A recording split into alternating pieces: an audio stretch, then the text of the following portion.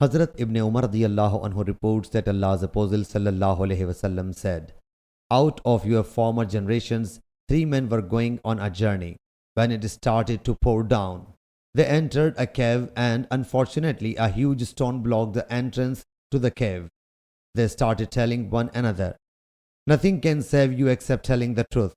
Every one of you should supplicate narrating the act in which he considers himself right.'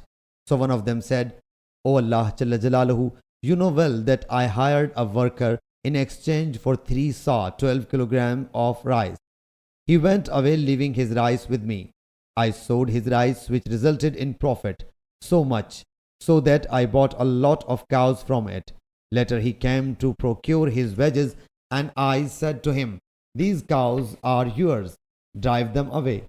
He said, "I had only to take 3 saw, 12 kilograms of rice." I said to him, "These cows have been bought with those 3 saw." So he drove them away. If according to your knowledge I did that, fearing you only dissipate our grief.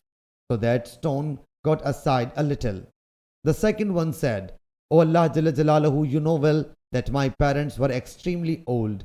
I would offer them the goat milk to drink every night. One night I was late, and by the time I came back with milk, both had fallen asleep.